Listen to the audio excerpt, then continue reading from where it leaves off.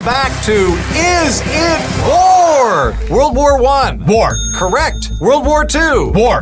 Correct. The Vietnam War. War. Oh, I'm sorry, Carl. That was a congressionally authorized counteroffensive. Don't worry, we get right back on track with the Korean War. War.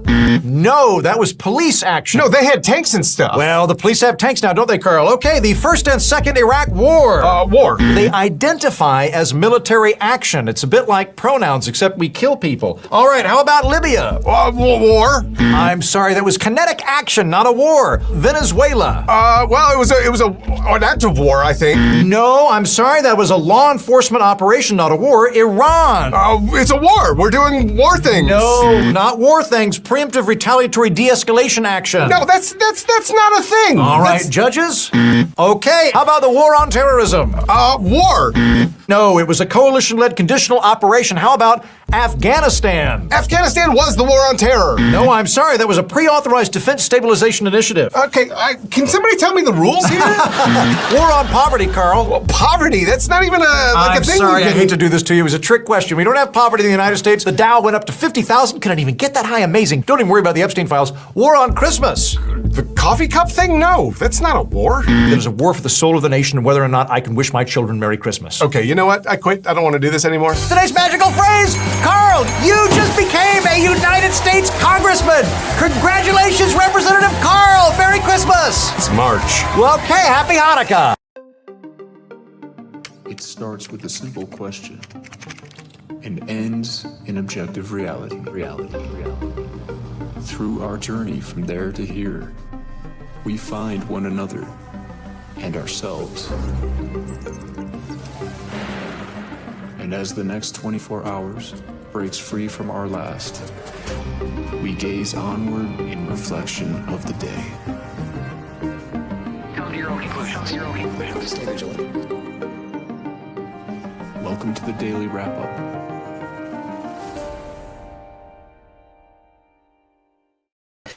Sunday, March 8th, 2026. Thank you for joining me today.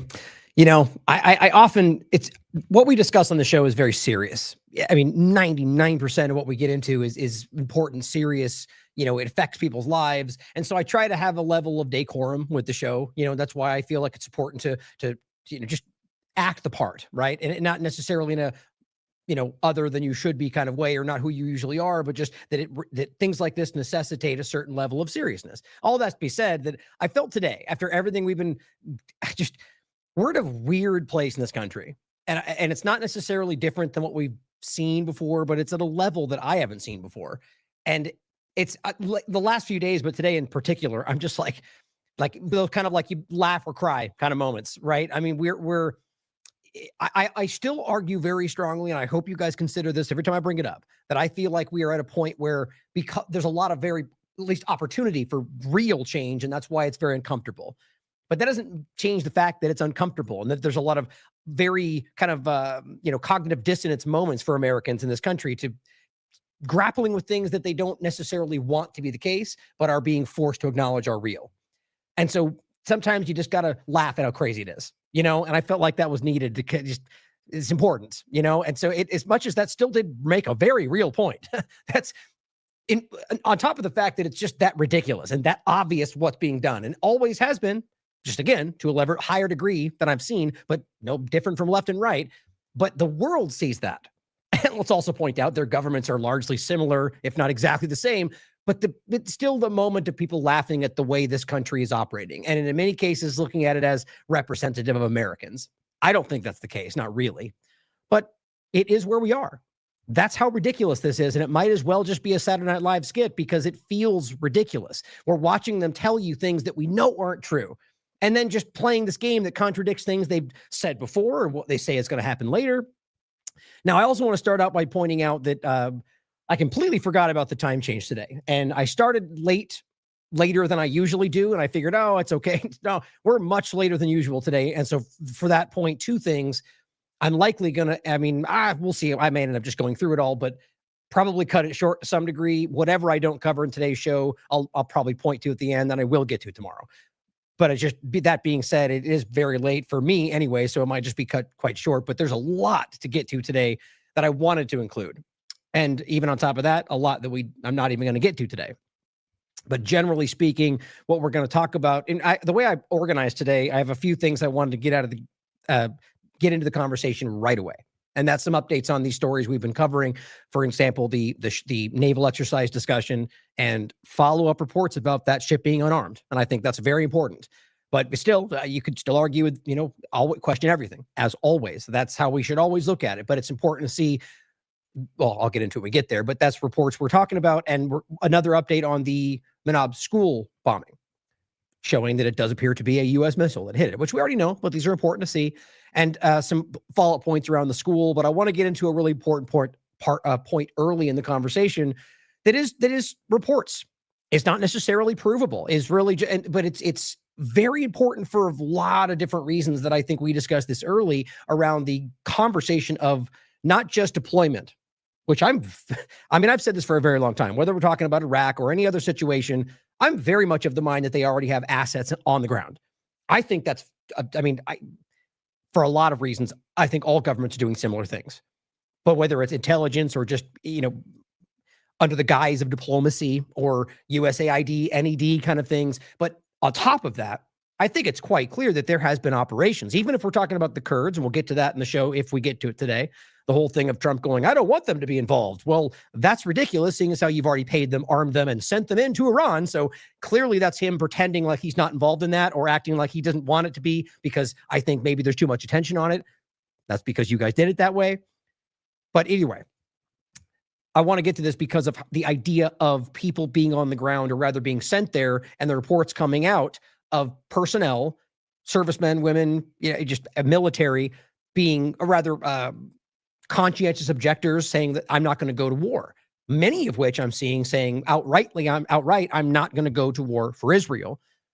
This is a really important thing to see. As always, I've said throughout my entire time doing this, in history what I've noticed and very well documented in many books people discussed over the years, in every revolution, the most common factor is when the straw that broke the camel. What's the analogy I'm looking for? Whatever caused it to finally happen, right? The straw that broke the camel's back. There's a better analogy for that. But the point is that usually is when the enforcement arm changes sides, shifts direction. And so, and you can look back and find this, and a lot of times it happens with coups where they're manipulated or, paid. But in this case, what I want people to think about is whether or not we're actually starting to see the enforcement arm, military, police, whatever it is, starting to go, this just isn't right. I don't feel like this is okay. And many of them already exist, but go along to get along.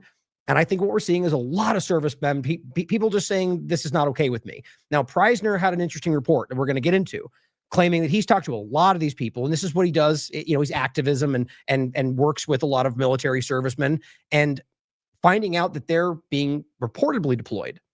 And then on top of that, finding out that they're being told that they're in fact going to training, which the argument being because so many people don't want to do this, that ultimately they're being, let's be real. They signed up for this. And the reality is the military seems to be able to do whatever they want to them, which I find insane, but that they're being told training and then sent to something, Iran being the implication.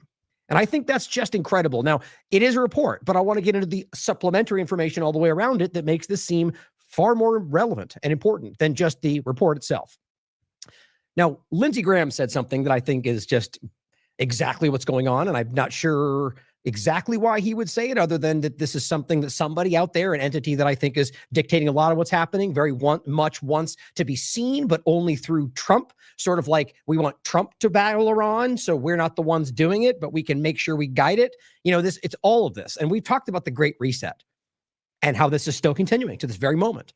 And the reality of him telling you that Trump is resetting the world, the language means something.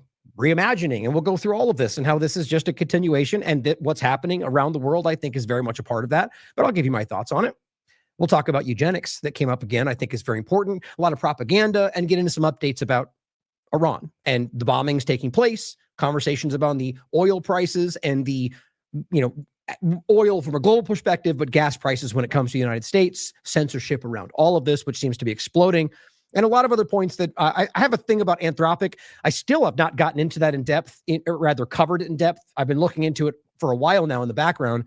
and I might not get to it today, but I was going to do a part of it today. But I want you guys to make sure you're paying attention to how that's playing a factor. I really do think that just the AI element in and of itself, but Anthropic in particular, for whatever part they're playing in all this with this DHS kind of, Department of War, what we're going to get into, them being told they're a supply chain risk if they don't do what they're, allow them to be able to use the AI to kill people autonomously.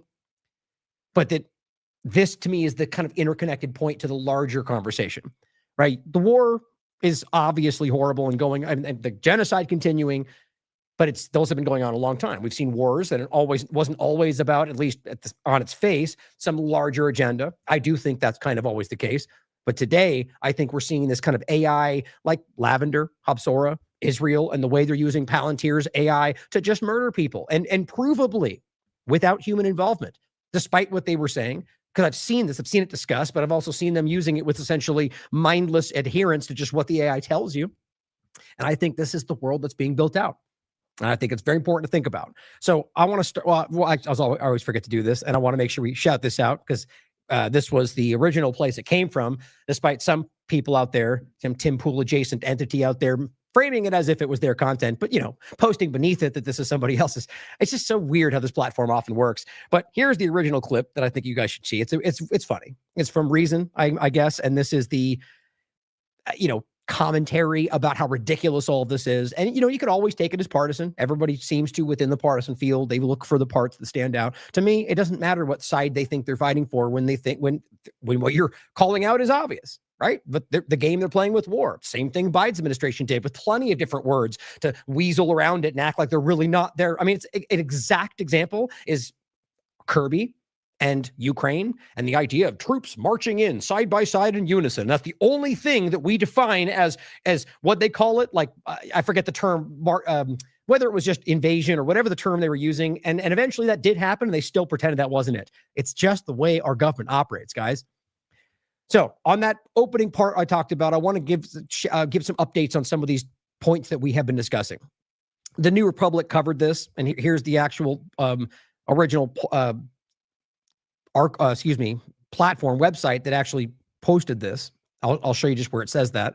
The report simply being the most chilling detail in the U.S. attack on an Iranian naval ship. And if you forgot this story, the simple, quick reality is that they were part of a naval exercise. And it has fleshed out to appear exactly like I thought the case was, which is that they showed up with the submarine. And ultimately, the report was they were supposed to be there with the ship. They last second pulled it out, the U.S. government.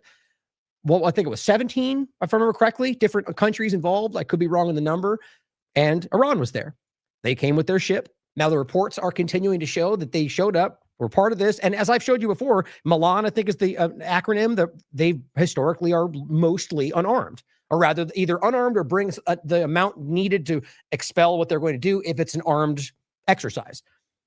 And that's very common, actually. Now, it's not all the time. That's what I discussed last time. But the reality of this was that this was under the guise of diplomacy. This was an exercise where they're joining together, and this happens all the time. And the U.S. government shows up in a submarine, basically is part, but not really, waits. And at the end of it, the Iranian ship pulls out. And then on the coast of Sri Lanka, they secretly go up to them and shoot them and sink the ship. Now, as more reports come out that it was unarmed, it makes it even more alarming. Now, there's main points to understand. That one, they've never declared war so far, neither has Iran.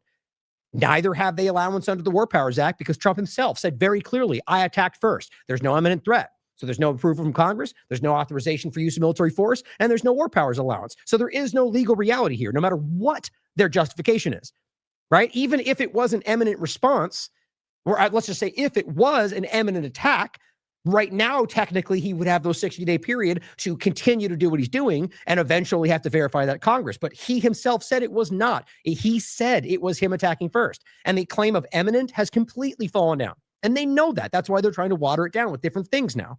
So that being said, that means no matter what, they were in this situation, and there is no legal reality where they could have bombed them in international waters or not, armed or not. That would be considered an act of war. And that would be illegal under the guise, under international law.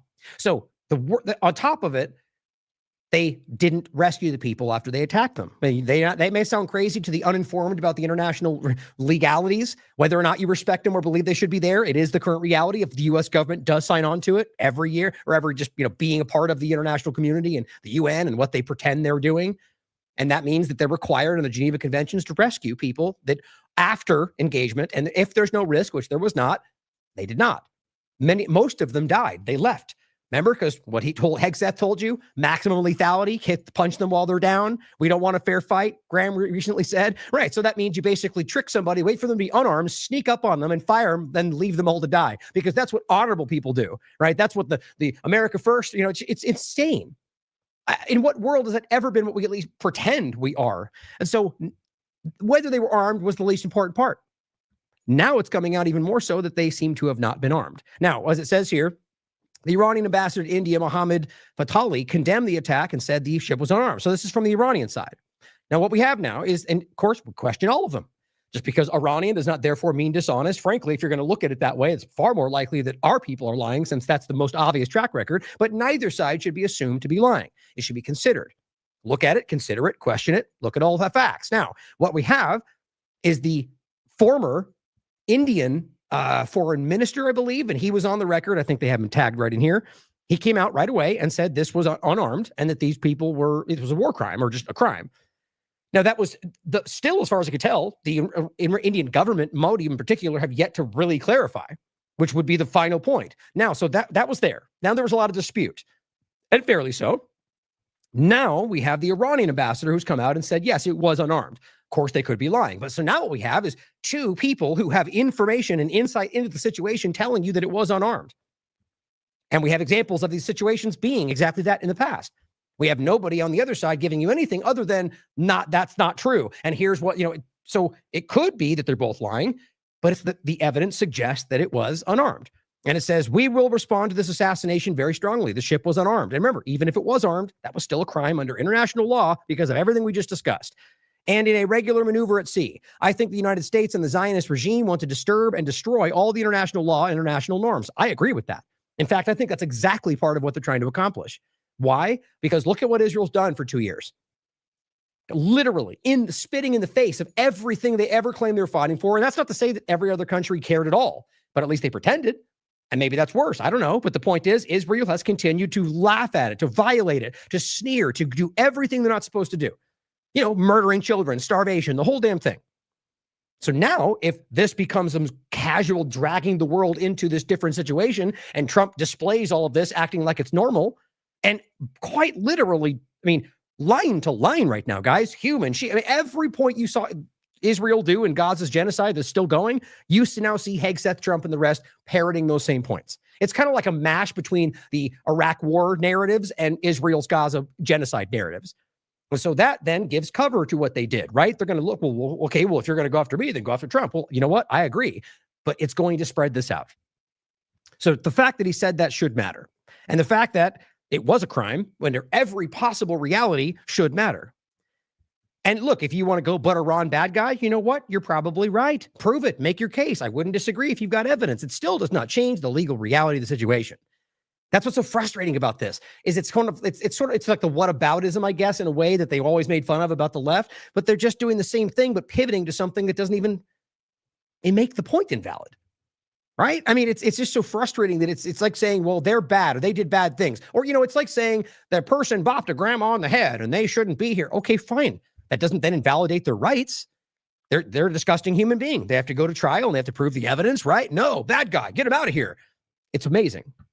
The sinking of Dina seems to be part of Hegseth's new policy of ignoring, as he said, stupid rules of engagement. I honestly can't believe he said that. If there's any justice in this world, those exact statements will be used as an absolute final nail in the coffin to be like, he just literally told you there was no rules of engagement, that they were not going to do the right thing, that they were going to punch them while they're down. All of these things mean the opposite of what these things are supposed to uphold. And he says, and it raises questions of what the Trump administration would say. Of course, obviously, always the right question to ask, what they would say if a country like Iran attacked an American ship exactly the same way. Now they say if it was unarmed, but either way, you take the exact circumstances and you flip this around. What do you think they would say? Look, this could be exactly a fair fight, a fair take. They would still make it out to be terrorism because they do every time. And you know it. You're not dumb. Whether you're honest about it or not, that's a different question. Every one of you know what they do. We all see it. Now, the Statesman, just to make so you can see it from here, unarmed. They said, commenting on the incident, strategic affairs expert Dr. Brahma Chanley raised questions about the nature of the strike, arguing that if the ship was lightly armed or unarmed, and quote, the strike looks less like combat than premeditated execution. Like, it's pretty sad, guys, that this is what they have to manufacture to give themselves an illusion of some kind of tact, or rather tactful, some kind of strategic prowess. Like, really? Like, you're that much better than them because you snuck up and used the guise of diplomacy on a possibly unarmed ship and sunk the ship without even caring about rescuing people that were there under the guise of diplomacy? You know what I mean? What are these people? There's videos all over of these people, yucking it up with the fellow people, talking about what they had, their families, their children, and then they just murdered everybody. And look, it's almost not even it's clearly not the right path to try to speak humanity to some of these people. I mean that seriously on all sides of partisanship, because the dehumanization is set in so severely. But they are people. They are human beings with families and dreams and lives. But apparently, if you listen to Hegseth and the rest, well, they deserve to die. But simultaneously, somehow, we're fighting for Iranians, because that's not embarrassingly stupid. Iran's ambassador to India, Dr. Mohammed Fatali, also condemned the attack, claiming the vessel was unarmed. 3 people now, when it was torpedoed by the U.S. submarine. Quote, we will, make sure that was, I thought that was the other guy. No, I'm sorry. That's the same guy. So continuing, we will respond to the assassination very strongly. The ship, that was the one.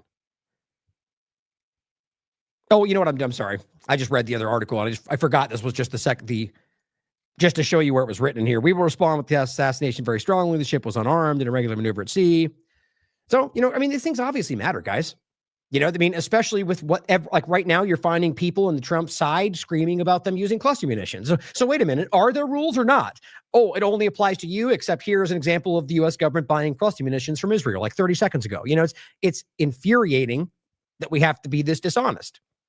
Now, on the school bombing, same exact conversation. Here's what Trump just literally said. And by the way, the fact that they asked Hegseth behind him, you can clearly tell bothered him. And they're just lying to you. Even Hegseth pretended like it wasn't for, like, Trump's like, it was Iran, right? Randy Fine, it was Iran. Israel, it was Iran. Even Hegseth's like, well, we're looking into it. I think about that. Here's what he says. The United States bomb a girls' elementary school in southern Iran on the first day of the war and kill 175 people? In my opinion, based on what I've seen, that was done by Iran. Is that true, Mr. Hegseth? It was Iran who did that? We're certainly investigating. Still investigating. But the only side that targets civilians is Iran. Or not, or literally provably by everybody. I mean, it's just so funny we even have to talk about that. Does anybody anywhere actually think that makes sense? Anybody other than people lying for the team, no matter what's said?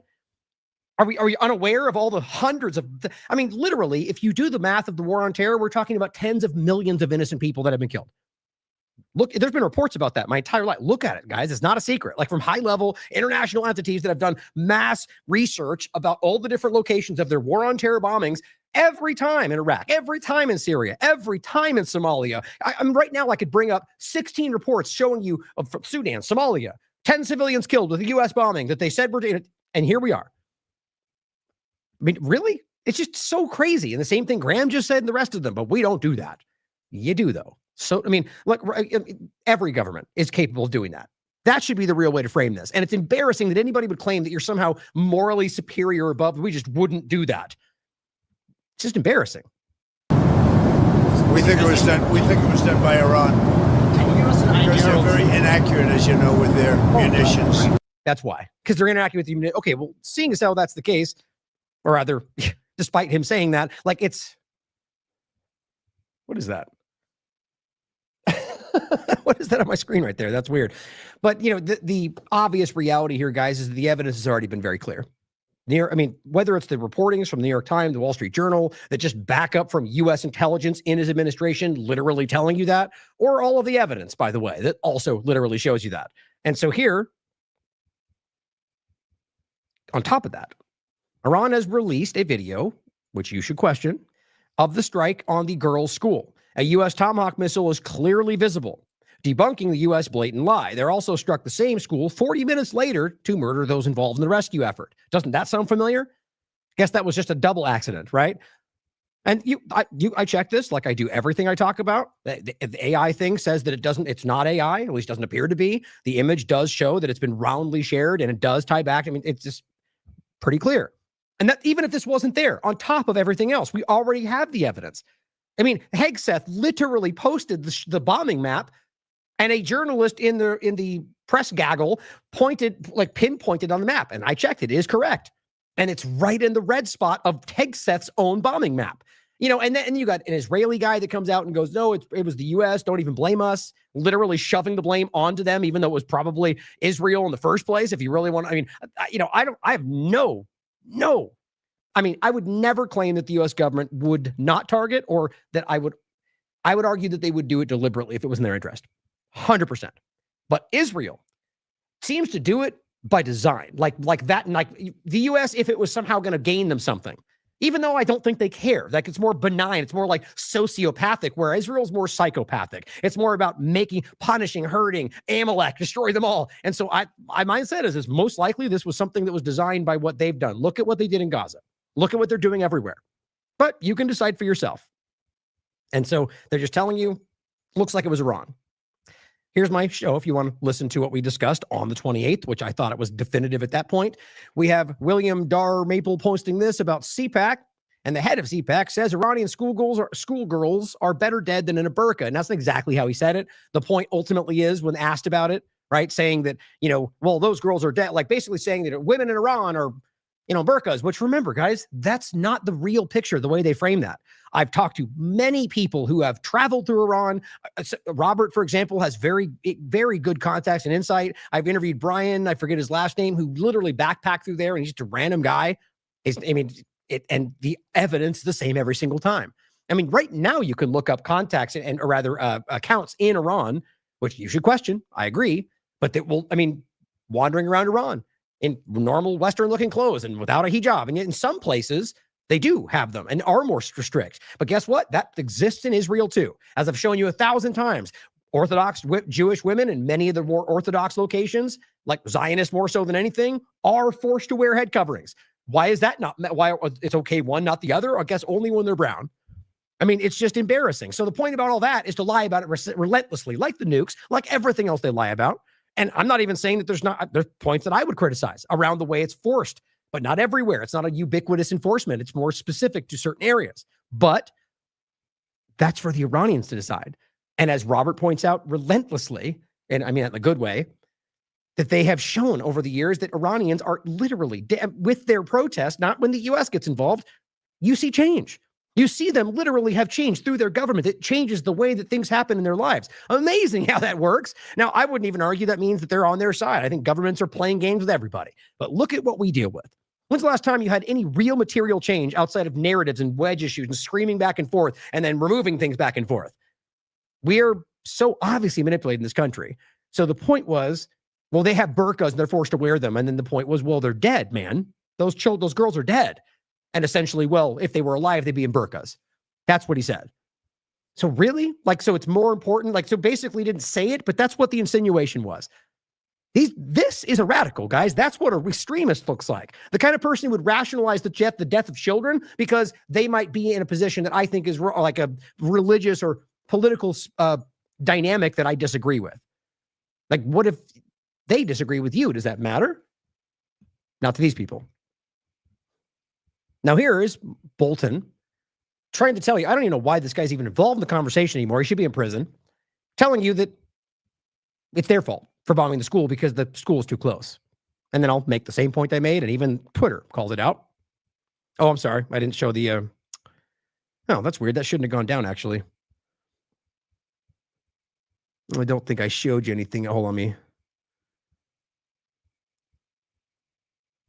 I think this was all I missed, right? Or all you missed. Let me know if there was another tab or something I showed. No, I think that was it. So there's the post anyway. So here's what I'll show you next. And this is Bolton, like I said. But also reports that military investigators believe it is likely US forces were responsible for an apparent strike on an Iranian girls' school that killed scores of children on Saturday. If that was the United States, can that be justified? I don't think the United States, in any conceivable circumstance, would directly target a civilian structure like that. Aside from the 100,000 times I can prove it happened, though. But aside from those. If in fact it was an American weapon that did it, it was because the weapon malfunctioned. I'm sure we will try and make recompense. And my advice to the Iranians— Wasn't that a convenient, or, well, could it have malfunctioned, right? Well, they seem to malfunction half the time. That's pretty interesting. In the future, and anybody else, is don't build girls' schools right next to naval bases. Okay, well, let's address that. You know, that's what's really important to understand is that Bolton knows what he just did right there, right? He knows very clearly, because this is basic stuff. And I showed you reports. I showed you Matt. I could show you plenty of things to prove this same point on the last two shows, I think. Here's what Maddie said. There are over 160 public schools situated on a military basis across the United States. I didn't know it was 160, but same point I made. Does John Bolton, the warmongering war criminal, think these are legitimate military targets now? Well, based on his logic, apparently so. Or at least that it'd be like, well, they shouldn't have been there. Kind of their fault. That foreign enemies are justified in killing U.S. kids in a school on a U.S. military base. I mean, there's very important points to be discussed around that most people don't seem to know. The reality that not every, even like this is what we were just discussing today, which I think is going to be lost on most people that are all rah war right now, which is that even in some cases, targets that appear military would not be based on circumstances, or like with the ships, for example, we discussed, or politicians versus military personnel. They don't even distinguish right now. They're assassinating everybody. They're telling you to bomb the next person that gets put in place under Khomeini. That's what Israel just said. Even though Trump's been telling you they're going to support the guy if he ends up not being bad, Israel's like, nope, whoever it is, we're bombing him right now. They just said that. That's not a military person. This is how they play this game. Now, the reality being, and you could point out very clearly that the United States and Israel have been doing that as far as I've ever been around, ever. They just go terrorist, bad guy. But same point, I wouldn't be surprised if Iran had done something that's similar. That's not an example that I can point to, but I wouldn't be surprised. And so the reality ends up being that if this is where we are today, it's quite obvious that the U.S. government, and that's what I was saying earlier about dragging the world into this situation, has driven it to this point where you now have them rationalizing in many cases, like we discussed about that hotel, bombing a location that they know there are personnel in, but there's also civilians. So based on Israel's logic, that makes it a military target, but not when Iran does it. That's what the point was. But I would still call that a crime because they knew there were civilians there. See how easy that is? And so the reality ends up being that they pushed them into this position, because I've never seen them doing this before after the U.S. driving it, but it could have happened that I haven't seen. It's the same point every single time. And so even Twitter says the DOD confirms they operate 161 schools in 9 districts across foreign countries, U.S. states, territories. And there's John Bolton telling you that's bad news because they're liars, guys. These are bad people. And I don't even know. I'm sorry that I have to tell you this because this is just a graphic thing to put in your mind, but it is the reality. Quote, more than half the victims could not be identified through DNA testing due to the scale of the tragedy. Iran's UN envoy, Arvani, calls the deadly school strike a war crime, as polls show 56% of Americans oppose military action. Donald Trump so badly obliterated the bodies of the little girls he bombed in Iran that more than half of them couldn't be identified. Now, the other story that I think is important, like I said, is the idea of the conscientious objector and what's happening with this country. Now, the Cradle reported on the 7th, U.S. troops reportedly seeking ways to avoid taking part in U.S.-Israel war on Iran. Now, the prominent anti-war activist says a growing number of U.S. soldiers and their families are contacting his organization. Now, this is the Center on Conscience and War, which was briefly censored by Twitter. And you know why. I don't even need to get into it because there was no discernible reason, and they were forced to bring them back because everybody screamed about it. But they censored them in the midst of this conversation because they're going, you don't need to go to war. Here's the paperwork. And Elon jumped in and shut that down. Literally what happened. And aside from it being maybe Elon or somebody else, the Twitter platform shut it down. Hashtag free speech. And it says, and then Mike Preisner, executive director of the Center on Conscience and War, said in a post on Twitter that his office had been overwhelmed with requests for guidance from service members seeking to dodge deployment. Quote, phone has been ringing off the hook, he wrote, adding that many troops had been told the mission involved combat until hadn't been told it had involved combat until the last moment and were initially informed they were heading to training. Preisner said he spoke with the mother of a soldier who was allowed to one final call home before he turned his phone in ahead of deployment. What was that? What are we talking about? According to an activist, the soldier told his mother his unit would be going boots on the ground that night. That was on the 6th. and claimed his commander said the operation was meant to bring about the second coming of Christ. All of this we verified. Aside from what location you might be going to, the reality of the religious war. There was apparently 110 different reports, at least last I checked, from 30 different units? If I might be misremembering that number, I think that's even more. All saying that they're being told this is to bring on Armageddon. I don't know why this is not, how is the world? Is this not in the mainstream media? You know why, guys. You know why. This is a huge story. And it would be unbelievably, the whole world would be screaming about this if it came out through the corporate media that Israel, or rather, whatever the driving force is, that the U.S. government is telling their personnel that they're fighting for Armageddon. And yet nobody talks about that outside independent media. You know why? I don't even need to say it out loud. I'm not talking about Jewish people. We're talking about the reality of control over the conversation that comes from a foreign government. And look, just to cut to the chase, because this is similar to what I'm going to show you next. It's directly from the source. This is what Mike Preisner put out. Now, he said, this is directly from his post. I just spoke with and remember, he's the executive director of Center on Conscious War. He works with Abby Martin. I believe at least at one point, I don't know if it's still the reality, but he was the partner of Abby Martin and filmmaker of Empire Files, and has been an activist, and he was a veteran, has been an activist for a long time. I just spoke with the mother of a service member in this unit. They were given one last call home before turning their phones in, which I'm not even sure, is that how that works? You don't get your phone? I don't remember that ever being the case as far as I've seen. So it seems like they're controlling the flow of information, which is crazy to me. He told his mom they were going boots on the ground tonight. Now, he said he also told his commander said that they were doing this to bring about the second coming of Christ. Now, of all this, that's the most obviously verified. Hundreds of reports about that, going to people complaining, saying, this is crazy, like complaining, like filing literal on the record complaints, most of them anonymous, saying that they're being told this and it's alarming to them. He says, I can also confirm that they did not tell them that this was a combat deployment until it was too late. Everyone was told they were going to training. Think about this with the conversation of what we're being told about fighting for America first and fighting for the troops, and you're tricking them. Now, it's not like they could just tell them and you're forced and you have to go anyway, but you realize, why would they do that? Why would the phones be taken? In my opinion, if this is all accurate, because they know people don't want this. And this is what we need to understand. All the screaming about 90% of Republicans support that. This is a drowningly desperate effort that everyone sees. And most Americans, look, you can go back as far as you want to look. Every war I've ever seen, most of Americans don't want war. And yet we're to believe now suddenly the one thing that they all didn't want, now they all support. Guys, we are being gaslit to a degree I've never seen. And we all know where it's coming from. Even Republicans know where it's coming from right now more than ever. So tricking people. He says, not saying this confirms the U.S. is invading, which is different than just having boots, right? Because they have all sorts of, like I said, every which way you can look at it, guys. Afghanistan, Iraq, Syria. Even when Trump said they were gone, I proved to you that they still had people in Afghanistan. Just that at least one soldier told their parent that this was about this before losing all communication. He says, I was part of the buildup to invasion in Iraq. What I've heard today from troops and families is so reminiscent of February, March 2003. Doesn't prove the U.S. is invading, but that they are definitely preparing to. And is it really even that hard to wrap your mind around? Trump says it won't happen. He said a lot of things, and most of them ended up being the opposite of what he said. Pretty common from my perspective, left or right. But let's acknowledge that. And here we are, where he says no boots on the ground. Well, guess what? They already said they might be boots on the ground. Trump said that might have to happen. No more forever wars, but we have to fight forever sometimes. Okay. It's just, might have to be it's a limited targeted strike. Oh, guess what? It's just so embarrassing how many times they do that seconds later, and we keep getting the narrative. Probably weighing many factors. And our resistance is one of them.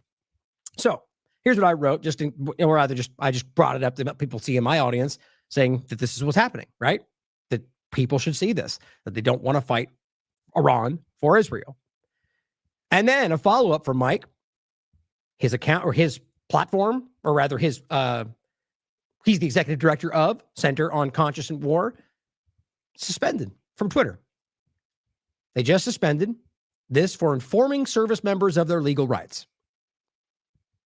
Now, it came back the next day, I believe, but this was the 7th, and I think it was later that day. I saw that it was actually Orwell that had shared it right here. They're back up. So this was today. So 24 hours later, after everybody screamed and obviously called it out, they brought it back. Why? Well, apparently we don't know, because they're cowards. The truth is, I think we can all see that somebody out there, I'm sure you could guess who might be driving that reality. That's probably two likely culprits. Don't want people to know that they can say no. Sort of like they don't want you to know about jury nullification or a number of things that actually give people power over the government. Wonder why? And so they censored this. Hashtag free speech, Elon, right? Saving free speech, unless it challenges Israel's agenda. So I think this is monumentally important because it demonstrates where we're at, that most people don't, and we're going to get far more into this, that most people in this country are very unhappy with what's happening. And I think we can prove that. And I think the government is drowning in that because we are coming to a point where we can see clearly the line between what they want us to think and what they're actually doing. And then when we stand back and look at that, it's very easy to see who is driving that agenda. And it's not America first, guys. I'll tell you that right now. Now, as Mark Ames points out, it's cliche by now to point out what a complete fraud Elon was with his discussion about free speech, lapped up by so many fawning hacks. Instead, we're getting a censorship on a scale we've never imagined as the Israel-backed Trump regime war degenerates. Now, I agree with that entirely. We've just had such a long gap between whatever we thought was happening under Jack, whatever that really was, to now. Now, if we actually had some way to like tap back into that, yeah, there was clearly censorship, but guys, it has never been like what I'm seeing now. I've said that for a long time. Like from my perspective, the suppression, and it's not all just blatant blanket censorship. It's algorithmic manipulation and censorship and control to a degree I've never seen. Add Israeli bots, authentics, which we'll get into in a second, is obvious. Oh, that was just redundant. I think I accidentally grabbed that twice. So here is another veteran. Same conversation, speaking about this exact point and trying to make sure people know that now is the time to stand up if you care about your integrity, principles, right? Your honor, what you actually thought you were fighting for. Today, one of our members received a message offering a $30,000 bonus to come back in. Yeah, and that's obvious too, right? That's not what you do when you're spending billions on war when you have enough people to fight. So we need to get the message out to all those who are not yet deployed. Now is the time to resist. If you joined up for values of honor, courage, and commitment, if you joined up to defend your communities, now is the time to defend your communities by refusing this illegal and immoral war. I mean, there's narrative, sure. Plenty of, coined token responses they're supposed to say when people tell you it's illegal, but it's obvious. I mean, you can pretend, you can, play the nuance game and act like this, but they haven't done it in however many years. It's still obvious. I mean, you can literally ask Grok point blank and he'll say, yep, that's illegal. Not like that proves it and shouldn't, because Grok gets manipulated and lies all the time and gets things wrong. But it's a platform that is manipulated by somebody who is trying to lie for your side, and it still tells you that this is illegal, objectively. That's the weird thing about all this. It's just there's this weird pocket of just narrative screaming lies that seem to have a lot of influence because they're all like 10 billion influencer accounts, but it's like a fraction of the people of the conversation. It's incredible. And I think that's how this has been set up, to get this loud, vocal, screaming thing that they pretend is the entire conversation when it's very clearly not. And then just kind of algorithmically box things out. I think this is obvious right now. I think it's clear that people are in droves starting to change sides about this, sides from just, good, like supporting what all of our government's doing or not. Now, here is the same account, Center on Conscience and War, saying you can preemptively register as a conscientious objector if you are worried about being drafted. To do so, you register for the service, a select service, and write, I am a CO. When you do so, for extra protection, you can also do the CEO application and send it to us to keep on file for you, because I'm pretty sure that this government wouldn't care. Now, here's what's funny to me. Unfortunately, I don't know if he knew who he was sharing or not, but this is the ridiculous clown Stu Peters, who quoted them as saying Trump might institute a draft when they literally didn't say that. But she said the usual statement, which is we don't count anything out and it's possible. Very different, is it not? Now, I agree. It's obviously might, but that's not what they said. And using quotes, it gives a very clear impression. Typical Stu Peters nonsense to try to trick people into thinking that that's something that's a bombshell. When you listen to it, they simply go, well, we might, but it's possible. We won't cut anything out. And when they do that, that's 50-50 as far as I'm concerned. Might not, depends on the reality. But I want you to hear, not from Stu Peters lying about it, but the reality that she's saying that a draft is on the table. It's possible. It might happen, which it always has been. It's never gone away. But that they're even talking about it says something. Candace Owens adds an interesting angle to this, or rather just a point to bring into it, as what she said got a weird response, or rather the obviously just, or rather expected response from the people we're talking about. So she wrote, "Do not join or remain in the United States military. Trump has betrayed America and expects you to die for Israel." Remember how keep telling us out there that not everyone sees this, and all these from Steve Smith and Tucker and Candace and the entirety of the real Charlie Kirk audience, like, you guys, we see you. So there is no honor in being led by dishonorable men to your death. Well said. Now, this person says, yes, it is effing illegal. Illegal. What about free speech again, guys? What about what's going on? Candace Owens just publicly broadcasted this cancer across X. This cancer, her opinion about not joining a illegitimate situation. Now, she could be wrong, right? But when did it start happening where your opinion, if disagreeing with one side, was suddenly, well, I think right around 2016 forward. I'm not even remotely implying Trump alone, but that was an interesting spin where all of a sudden we just got in this crazy, the other side was no longer the difference of opinion, it was the terrorist enemy that we have to fight, because they always had designed to turn this back in. In fact, it was always pointed at us when you understand it. But now it's just on its face. The domestic terrorism focus, the whole thing. They're telling you it's illegal to say, don't join the military because bad. No, it's not. I mean, just because they want to go, you can't say this out loud. That's the kind of authoritarian thing we're all fighting, right? They can just deem you can't wear this color shirt because I don't like it that day. Well, that's where we're going. The military is a problem, and it's because what they're doing is illegal. And if you can't handle that being pointed out, then I understand I know where you're coming from in the sense of where it's driving you. And Bill Ackman reposts this. And she says, since Bill Ackman is retweeting that it is against the law for me to tell Americans not to sign up for the military, I would like to publicly invite him onto my podcast, which he won't do, to offer a convincing argument as to why Americans should send their children to die for Israel. We can pick up where Charlie Kirk left off. Now, I honestly, I didn't even look into whether or not it's on the book somewhere illegal for you to say that, because I don't care whether it is or not, because that's insane to me. The idea that a violent focused force is going to say that you're not allowed to criticize our violence, otherwise we'll put you in a cell. It's insane, guys. Free speech, like everything else we talk about before we ever got to this point, shall not be infringed. There is no point at which they can go, except if you say the thing about us that we don't like. That's not how that works, whether government, military, or anything. We just got to get back to basics, guys. Fire in a theater, the whole thing. Throw it all back. It's back to the core point. You can say whatever you want, whenever you want, no matter what. That's called free speech. I mean, look, I'm open to a conversation about people that want to disagree. I even understand, like I said, about the logic of fire in a theater and the whole thing. But I see how it's been abused ever since. My point is that should be the fault of the people that decide to irrationally act based on some random person screaming something. End of the day, this is them trying to stop you from being able to talk about what's going on as an American in a place on a platform, all of which they tell you is free speech. All free speech, fighting for freedom, but shut up because you're going to go to jail. You got to love how crazy this is right now in an entertaining sense, even though it's so terrifying. So she says, Zionists are having a meltdown about what I said yesterday. So let me reiterate, do not sign up for or continue to fight for the U.S. military. Now, here's an interesting additional point. And I stand 100% by what I said, no matter what she says. Seriously. Because that's the point, free speech. And we have a right to criticize. Actions are different. Actions are where if she was out there physically trying to do something that broke the law, well, you could argue that's a crime. My point is, from their perspective, you could start to make a nuance to say, well, now she's saying, if you're already committed, no longer fight.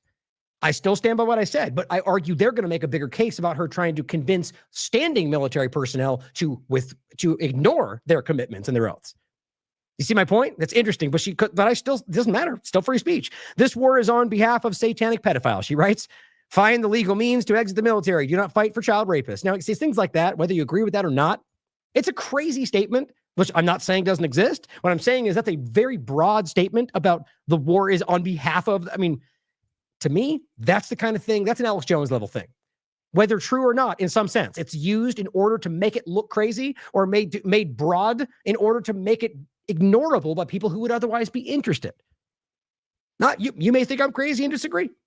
I'm just saying, I think that's interesting that that's a statement you would make. Sure, that exists.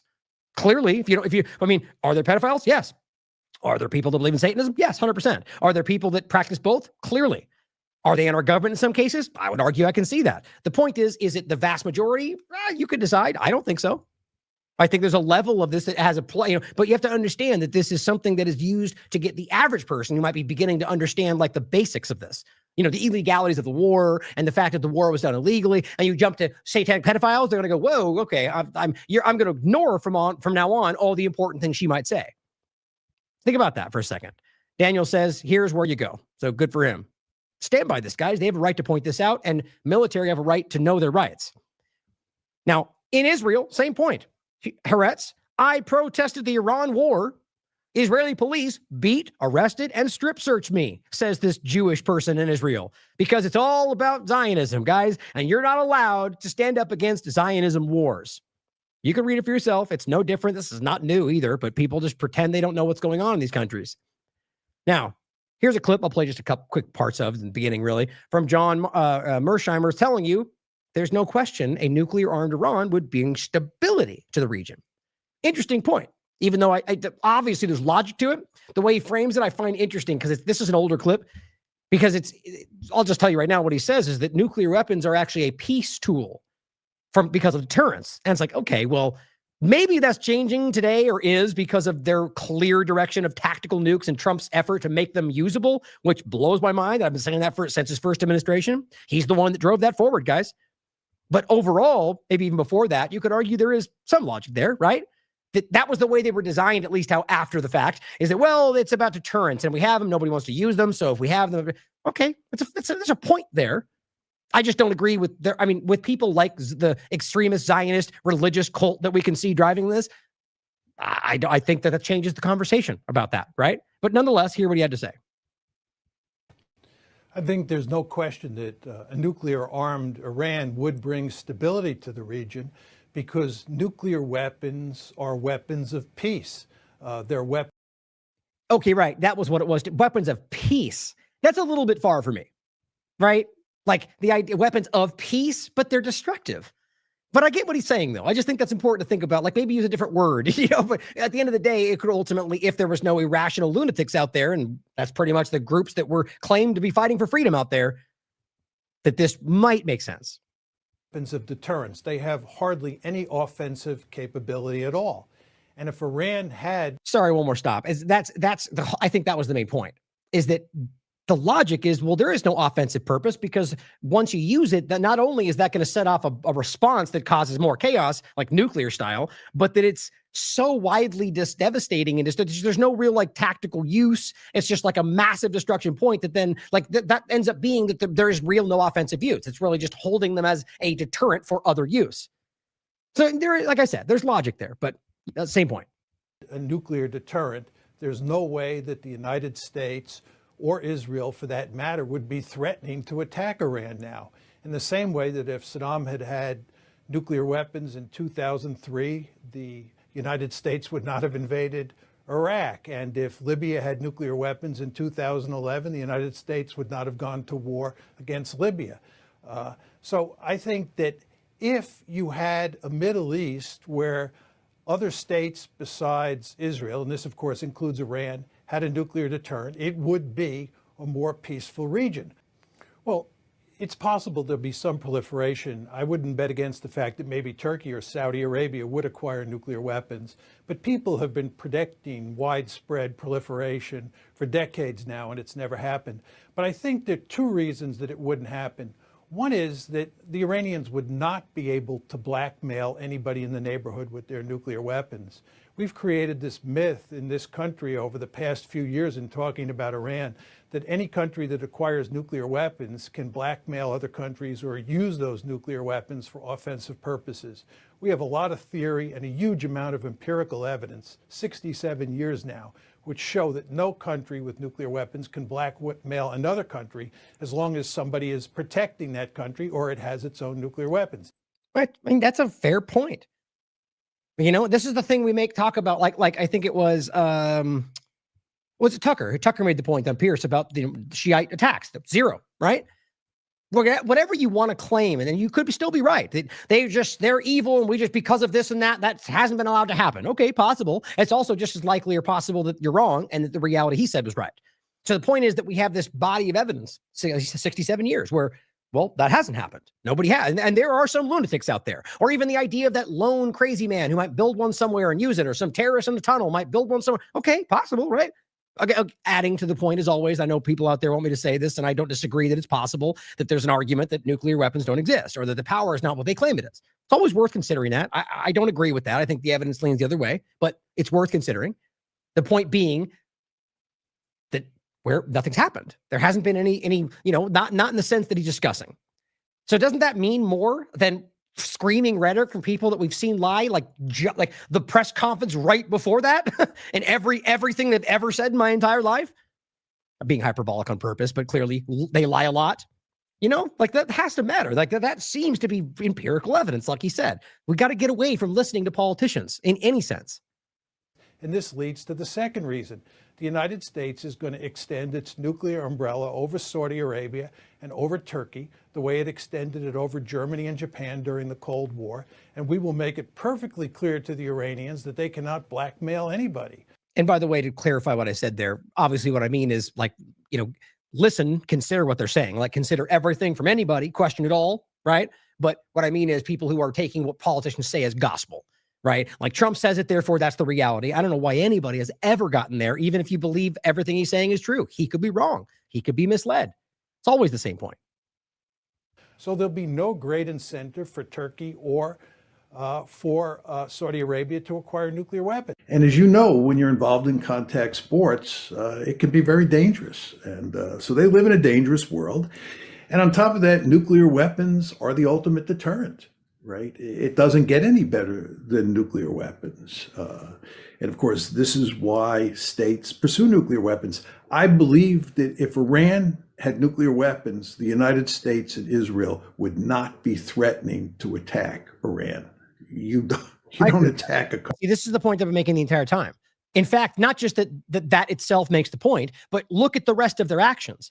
In every way, it shows that they wouldn't do this. If they had them, they would be acting differently, right? The fact is, and that's why all the evidence needs to be, they're almost there and they're building that, because if they did, they wouldn't even be attacking, right? So in and of itself, when you break it down, and I made this in much better, fleshed out data-based arguments. I'm just backing up what he said. And I think the show before last, I think was the one just about the reality of that. And I had 3 different points we made about how, look at what they just did, Brett. Look at what they said. And it clearly shows that ultimately they're aware that that's not, but they need the argument that it's there to justify the attack, but the attack's only happening because they actually know that they're not.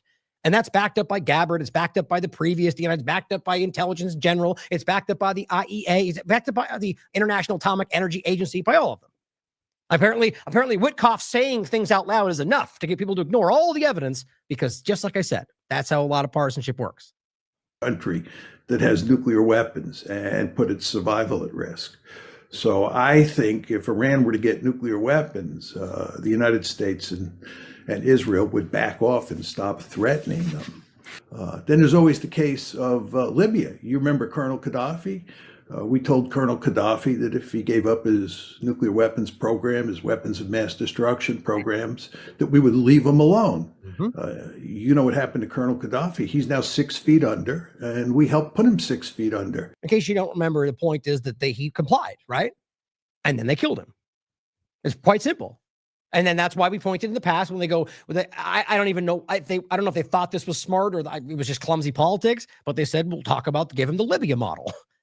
Now, it could be taken as a threat. I think that probably was what the point was, but that didn't make sense with the idea that they wanted this to happen. Maybe they never did. At the end of the day, the Libyan model is trick them into getting rid of them and then kill them.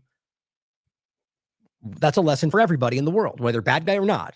You do what they say. Well, the real point is whether about nuclear missiles, weapons or not, the U.S. government has roundly shown throughout its own history that it does not hold anything sacred. Like in a broad sense, administration to administration. They will sabotage, will backstab, they will ignore UN resolutions, agreements, treaties, everything as long as it's in their interest. They'll just go, wow, bad thing, terrorists, we don't agree, they broke it, whatever, and just move forward.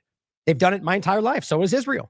Right now, they're violating like many different UN resolutions while they often point to them to claim Iran this or that, or they should have followed this one. It's just hypocritical across the board. I mean, there's more to play, but I'll leave it there.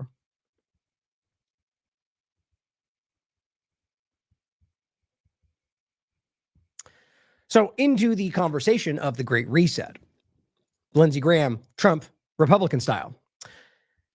The point of those is just to, the reality of where we are, I just think is, I'm actually going to hope it will, if we might not get to it today, depending on time, but the end part I had today was a bunch of just stuff that you can't, like just the compilations of the contradictions. It's very, very hard to ignore right now. This is Lindsey Graham seemingly coming out and saying that, I don't know if you want to call it the quiet part out loud, just in regard to what the Trump administration, rather specifically Trump, has been promising his own people from 2024.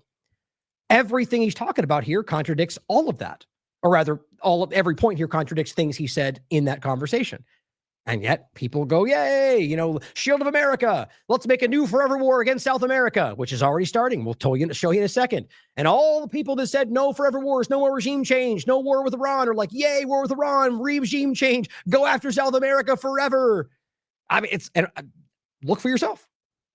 It's pretty crazy. And that's why I really want you to think right there. It's like, okay, well, that can't exist in an organic scenario.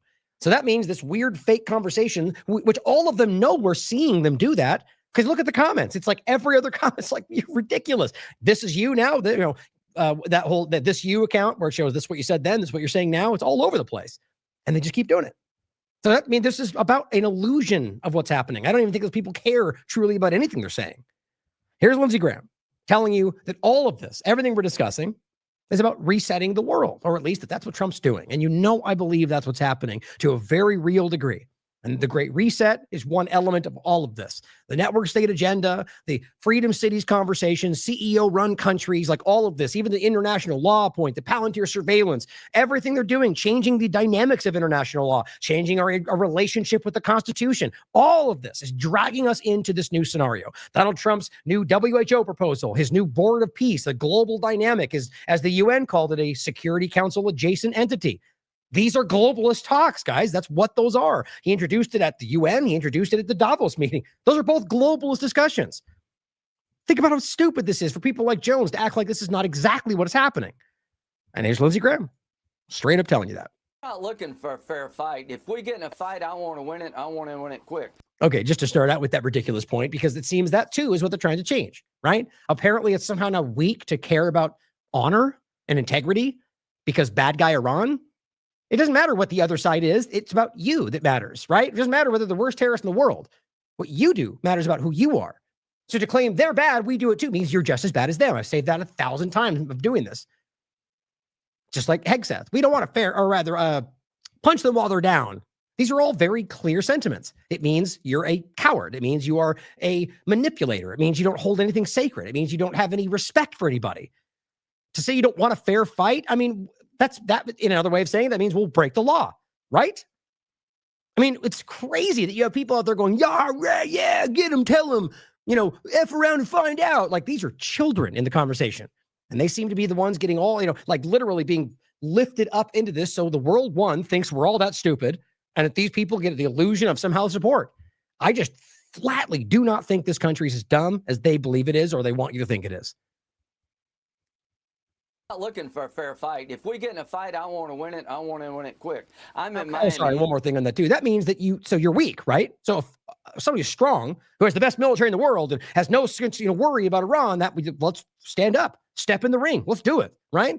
No, when you don't want a fair fight, you want to win, that means you're a coward. That means you want to secretly manipulate because you can't win otherwise. That's what we think is happening.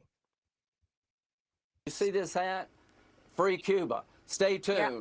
The liberation of Cuba is upon us. Oh, look at that. Okay, hashtag winning, right? Another war coming on, guys. No more wars. Peace, President. It's just a matter of time now. You see this at?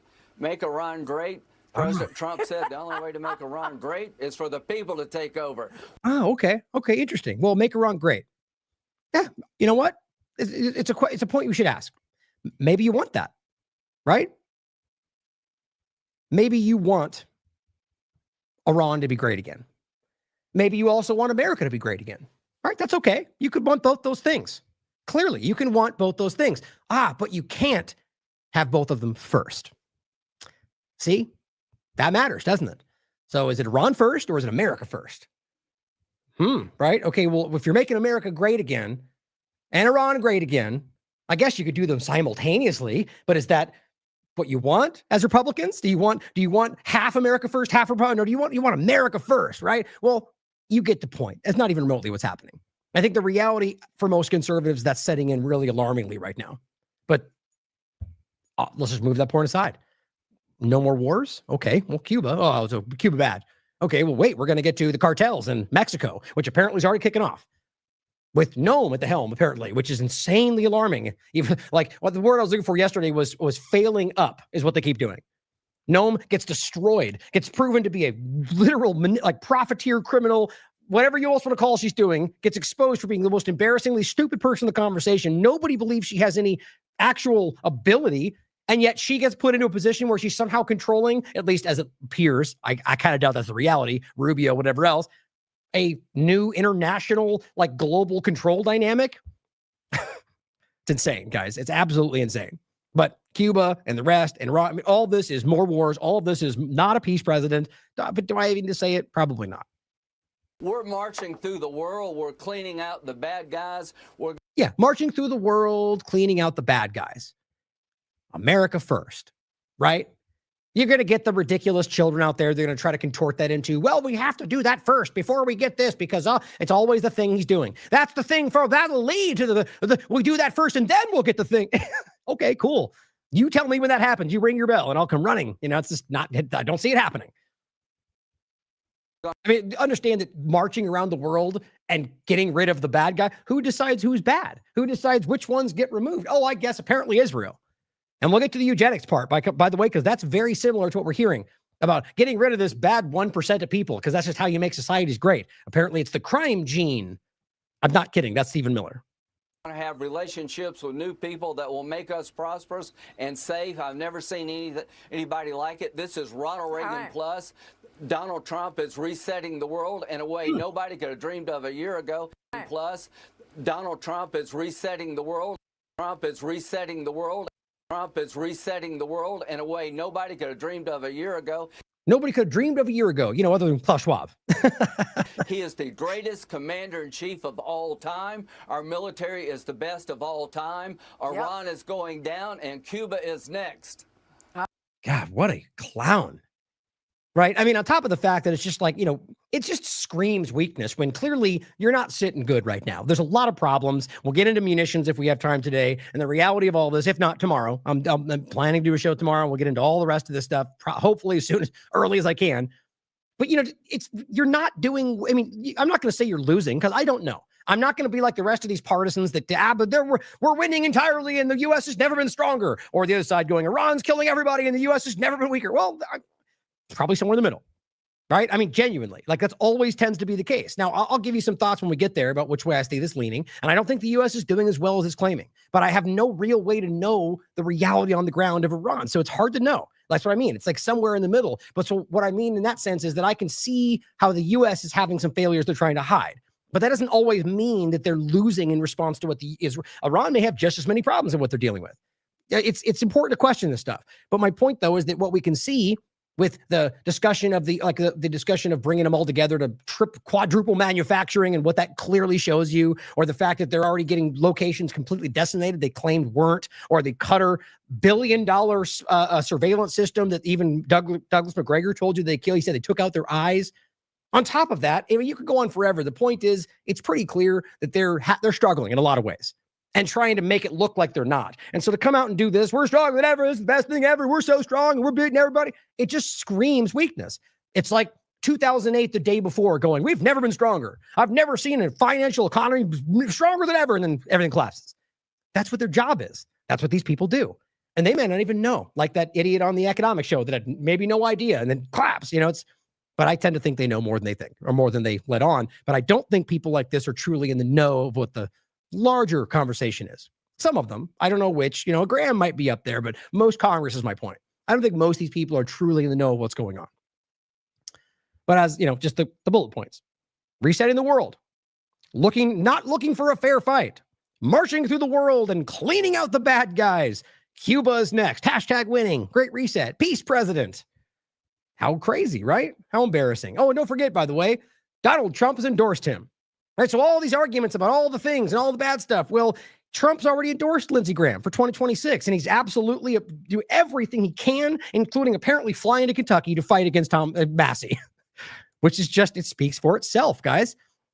Republicans before this were told you Graham was the bad guy. Mike Johnson's the bad guy. They're rhinos, right? We want Massey and all them. And now we're hearing, Massey bad guy, to the dishonest ones. Trump is siding with the people who have no interest in anything he promised you before. In fact, the exact opposite. Same point every time. Now, here's what he said about Lindsey Graham in 2019. Never fails. Lindsey Graham just said of your remarks that you made in the Oval Office that if you keep talking like that, quote, this will be a disaster worse than Obama's decision to leave Iraq. No, Lindsey Graham would like to stay in the Middle East for the next 1,000 years with thousands of soldiers and fighting other people's wars. I want to get out of the Middle East. Oops. Well, see, you could look at this two ways. Either he actually thought like that until Israel compromised him, or whatever you want to talk about, whatever you think happened. Or this is just him lashing out because Lindsey Graham said something he didn't like, which both of those perfectly line up with exactly who this petty person is. I've seen him scream things that challenge what he was saying yesterday because somebody poked him in the eye, and he just lashes out, right? Or each of them hating each other before they're now in the unity team and everyone's stronger than ever. Now, Noam, you're fired, and apparently Bondi might be next. It doesn't surprise me. Rumblings. Like I said, Cash, Bondi, Noam, those seem to be the most obvious standout stupidity in the conversation. So wouldn't surprise me. So here is just in case you wanted to see it on, Trump already said this. You guys know this, but it's just to keep it in the conversation. Trump claims Cuba is at the end of the line. That was 7th.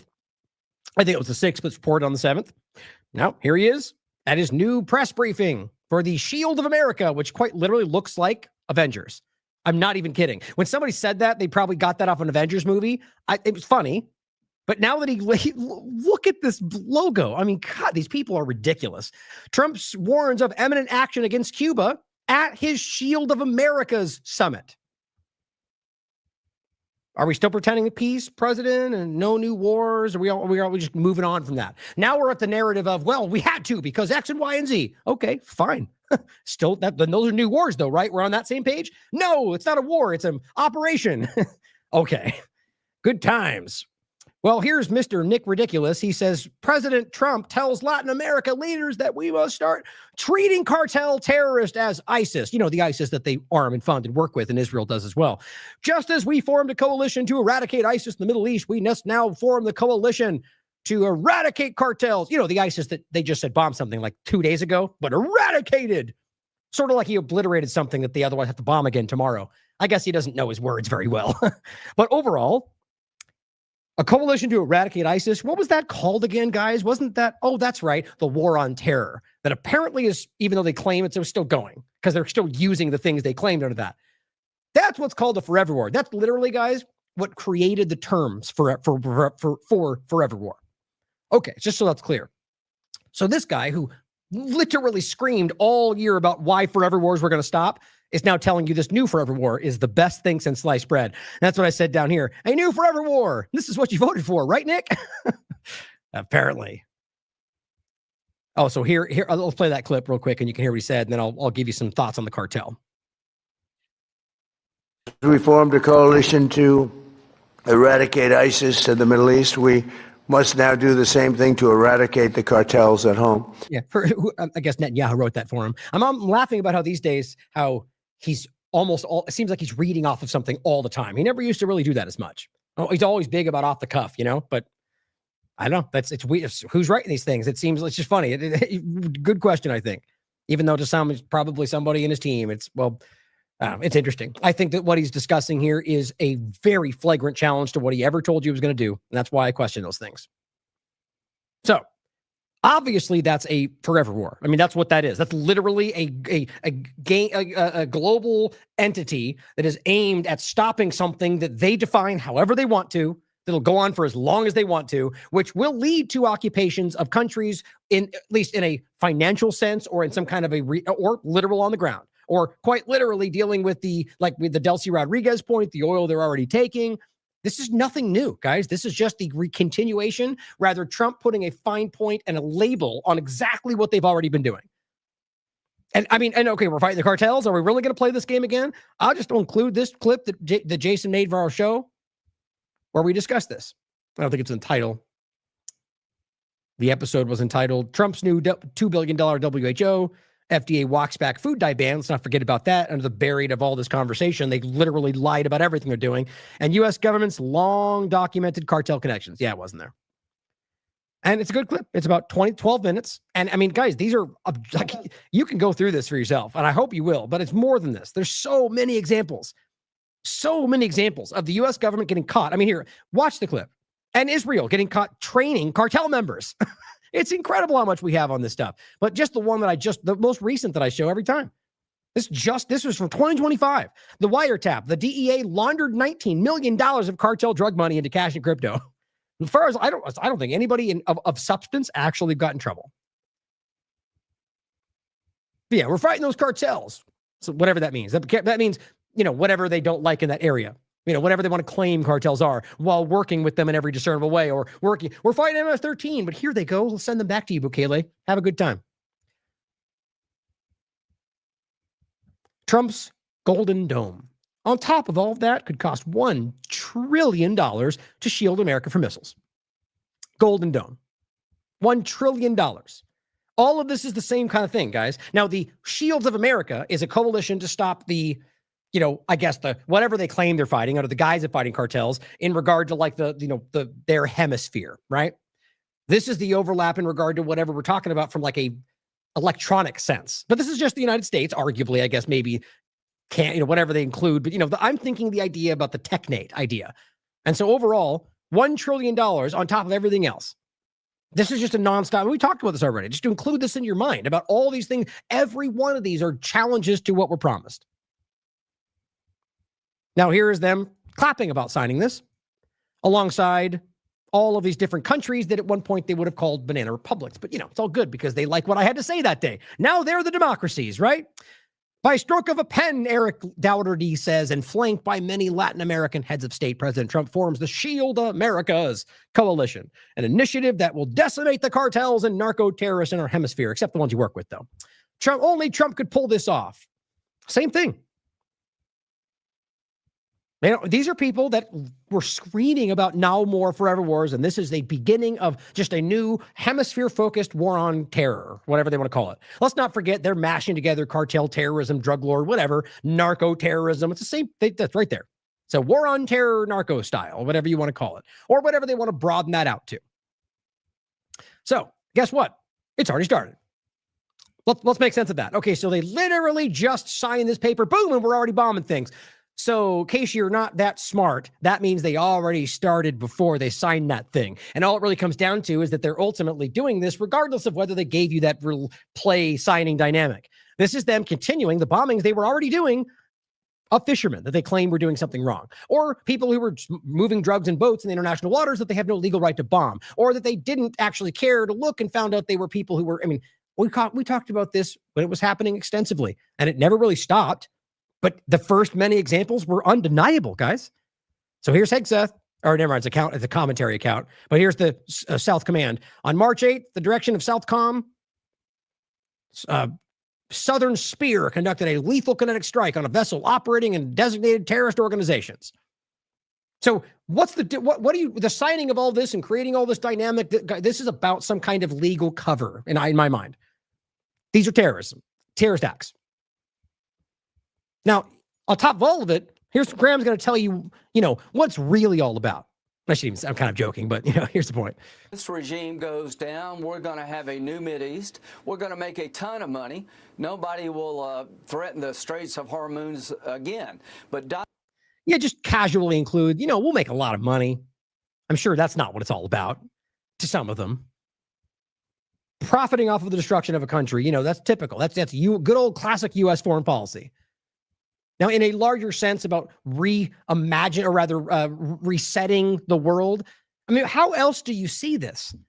How else do you see with the multiple focus on this is a world dynamic right now. This is not a regional thing. This goes around the world, guys. And what he's doing with Israel guiding his hand, or rather the other way around, is quite literally war of aggression for control for a global entity.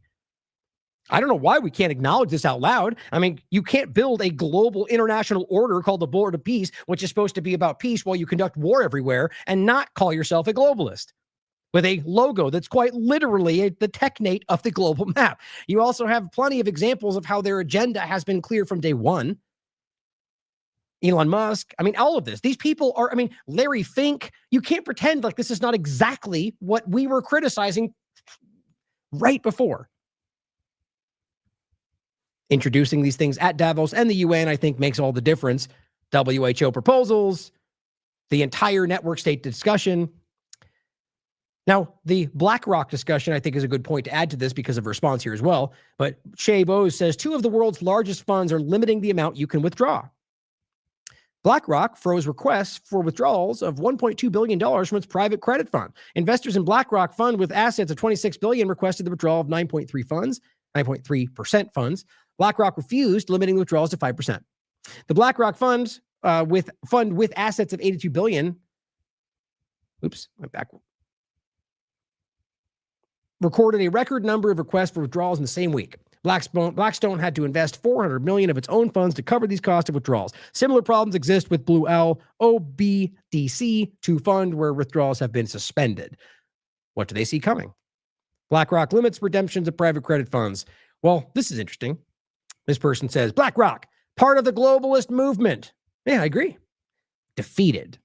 Why? Because this meme said so. Look at that cool meme with Trump and a flying eagle and a flag and totally just knocking down the dominoes of the World Economic Forum, even though he spoke there as a part of it, produced his new plan there. They signed on to it, and he's going to go next year. But yeah, he shut it all down because he said pronouns are bad. And Lutnick said globalism is bad. Then he introduces this new globalist plan. This is embarrassing that we even pretend like this makes sense, guys. Okay, BlackRock, right? Part of the globalist movement, but it's been defeated, she says. Well, then let me know why Larry Fink is part of Trump's inner circle. We can't be this dumb, guys. We can't fall for people out there, which are probably bots, trying to convince everybody that everything's going the way you want it to. Just go back to sleep. Stop looking. Don't man the mind behind the curtain. Don't mind the man behind the curtain. It's always the same. And it's everywhere. As always, though, I'm pretty convinced that most people see it. Now, the ideology driving a lot of this, I don't think has ever really gone away, guys. And this is a crazy thing to me. This stems from Stephen Miller. Stephen Miller, surprise, surprise. This guy is a supremacist extremist in every possible way. He makes that very clear. Stephen Miller is right, this person says. The high culture that made the West so superior to everywhere else on Earth, clearly a subjective opinion, only came because Western Europe executed 1% of each generation for centuries. Oh, that's all? That's simple. Just execute the ones you don't like. That seems like a quick path to the best possible society. I mean, who takes these people seriously? Pseudo-intellectuals, that's who. In weeding the crime gene. That's Stephen Miller. Now, this is Will Tanner discussing it, but that's what he is discussing. The crime gene out of the population through centuries of capital punishment for everything from larceny to murder. Western Europe made itself a paradise. Oh, did it? And blossomed into the greatest high civilization the world has ever seen over 18th, 19th centuries. Well, even that could be debated. Like, I'm sure Westerners think that. Right? I mean, you could talk to people that live in different styles of life that maybe don't want all the things you thought would made your life happy. It's just a perspective thing. And I hate the supremacist mindset of the way we view the world today. So he says, quote, the West only achieved the place that it did in human history because it spent previous centuries eradicating the criminal elements within its territories. Well, who gets to decide that? What's a crime to you? Apparently saying Israel's bad is a crime to Miller. The West that we came to know that had the great music and architecture and science and most powerful economy had spent centuries previous to that establishing order first. And order means killing 1% of your population that you don't agree with. That's 100% true. High civilization requires order. And what's high civilization? Requires the pruning of the tree of civilization to achieve it. I don't know if you realize it, but this is terrifying logic, or rather rhetoric. Now, you could call it Nazi if you want, but Nazi means the Nazi party. This is the same kind of vibe, guys. This is supremacist eugenics. That's what this literally is by definition. Peter St. Orange, PhD, responding to Will, says you don't get social peace unless you're willing to permanently eradicate or eliminate the worst 1% of society. Okay. Well, I disagree, that killing 1% of billions of people is pretty insane, personally. Whether or not you decide they're bad, and how exactly do you get to some kind of an objective ruling on who those bad people are? I guess the elitists decide for you. How else does that work, right? Right, Mark Andreessen, right, Peter Thiel, right, Elon Musk, right, everybody else in the elitist circles, left or right? Yes, that's correct. They pick for you because they know better. And Elon Musk agrees. Yep, that's right. That's correct. That's terrifying to me. Here's what I said. This is eugenics. You need to look this up if you don't remember what we're talking about, guys. We've talked about this forever. James Corbis done work on this for a long time. The study of how to arrange reproduction within the human population to increase the occurrence of heritable characteristics regarded as desirable. This is Nazi-level discussion, guys. This is about the idea of breeding out certain things of certain people. Now, these lunatics have genetics, genetic manipulation, right? The science, the technology to then do that. One point, they just thought, let's kill the bad ones. And now, at a time when they're still discussing that. Weeding out the crime gene. Right, because it's not your fault. You just commit crimes because it's in your DNA, right? Well, that's just a shaving away from, black people, right? Or these kind of people, or this kind of religion, or, yep, that's the whole thing, guys. These are supremacists. Now, you could make it about whatever you want. It's the same point to say that certain kinds of people you just don't know any better, that you're born with a certain thing that you can't get past. We have to get rid of you. You can make it white, black, Jewish, Christian, whatever you want. It's all insane. And none of it actually makes sense. And frankly, none of it's even scientific.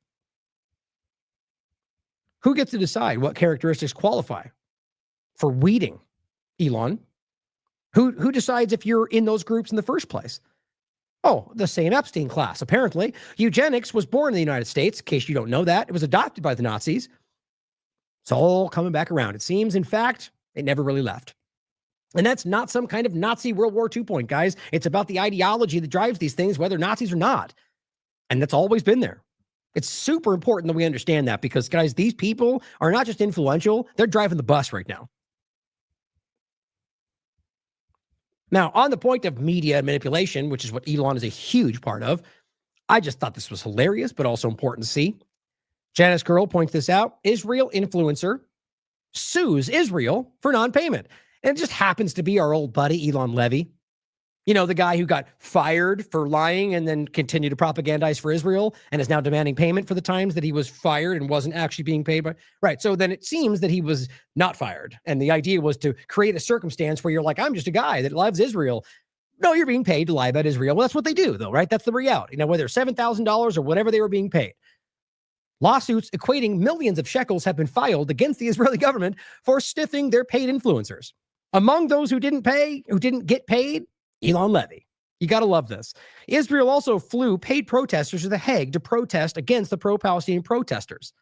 This is the kind of world we're living in, guys. We know this. But you see, these people will point out there'll be a protest somewhere. And certainly, as I've always said, yes, that could be manipulated, influence. There could be paid protests. That's in any circumstance. But in many cases where there are genuine protests going on, and you get the right and the left does the same thing when their time comes. They go, oh, they're all a bunch of Soros, so-and-so, and they're all paid. Yeah, possibly. Prove it, though. I'd like to see evidence. But either way, protest, they have a right, whether paid or not. In this case, you have verifiable realities of whether influences online, these guys getting paid to go out and create fake protests, fake anything, and you don't hear a peep Why? Because it's the same thing every time. Just like you didn't hear the left calling out things about COVID when it was their time, because partisans are dumb. I shouldn't even say it like that. Manipulative.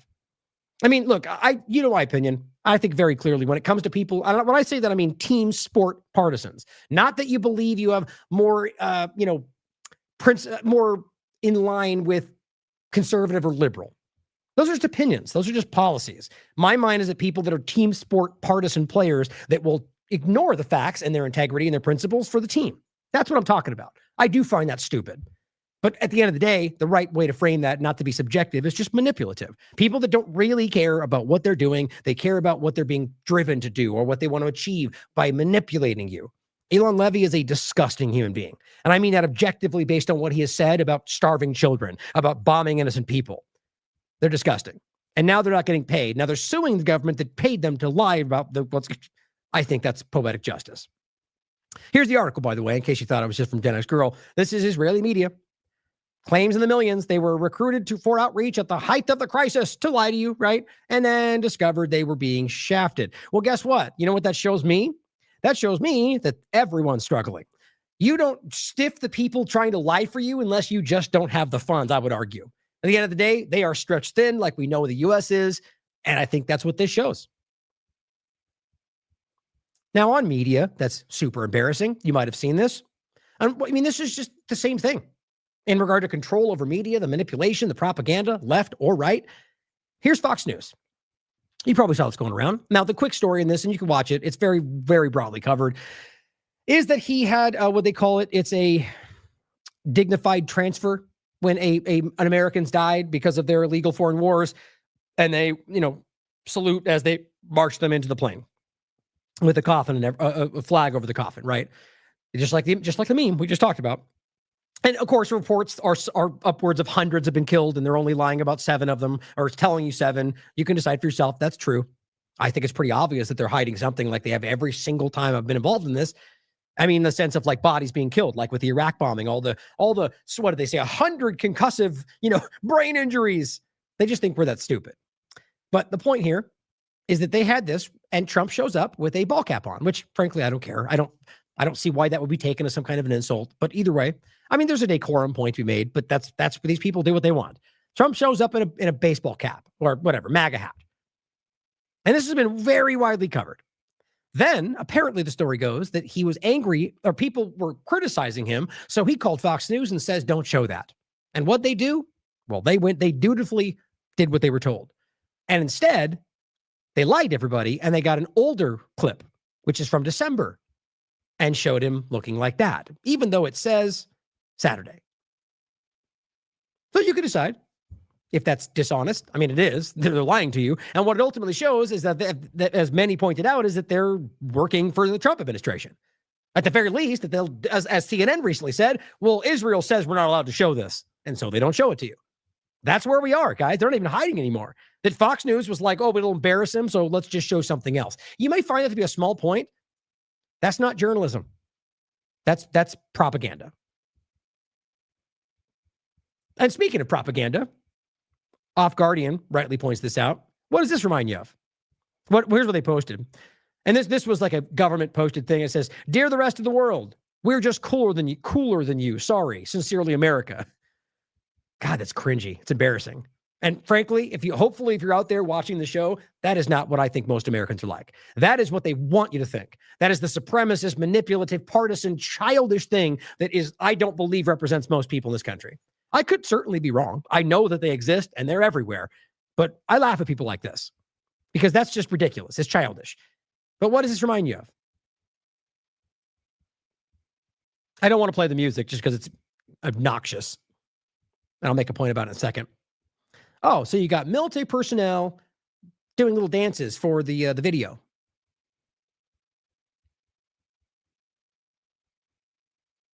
It's almost like they have the same playbook every time, no matter what they're doing. It just goes on forever, and it's all this just weird compilation of, and rightly so, Off Guardian getting dancing nurses vibes. It's the same thing. It's just the same stuff. Left, right, this government is the government. And they're putting these things out to, dancing military in the midst of a very serious dynamic. Well, here's some videos with video game graphics in it because we take this very seriously. So the song they're playing is The Sound of Silence. Because of course it is, right? Because these people are this stupid. I don't think they even understand that. I think, oh, that sounds cool. And it was the, what's the group that redid it? I forget. You know, not the original, but the group that redid the song. Do they know what that song is about? This is about as stupid as, was it Reagan who used Fortunate Son? Thinking they like, you know, or Born in the USA. Like, okay, those things are pretty critical of U.S. government, but they don't care because, oh, USA, woohoo, this is cool, right? Fortunate Son, yeah, you know, these songs are critical of your war policy, but you're dumb, so you don't care. Like the song Sound of Silence, it kills me. These people, or maybe they are trying to use it anyway. I don't know. But it's just embarrassing what's going on right now. And it stands out very, very clearly to me. And censorship. Mike Preisner all added this. I included it to make sure it was in this section, right? Discussed this account being censored, which was brought back. But it was censored for 24 hours when they were trying to convince people at the peak of the sharing of this that they have rights to be a conscientious objector. Well, Appalachian Liberty points out how Twitter is all about free speech, right? Update on my post, I appealed the decision. The decision was upheld. So this exact wording is indeed considered violent speech. Okay, here we are, right? Charlie Kirk, free speech, hate speech, Bondi tell you, they want you to believe they hear you, right? Charlie Kirk said hate speech is free speech, right? Then Bondi comes out pointing to Charlie Kirk and says hate speech is not free speech and using his name. They know what they're doing. They're very dishonest. So in this case, it's one step further, right? Now, you are the left. If you are fighting for this, if you agree with what Bondi and Trump and the rest of them are doing, you are the left you so despise if you're in the partisan game. Because violent speech is free speech.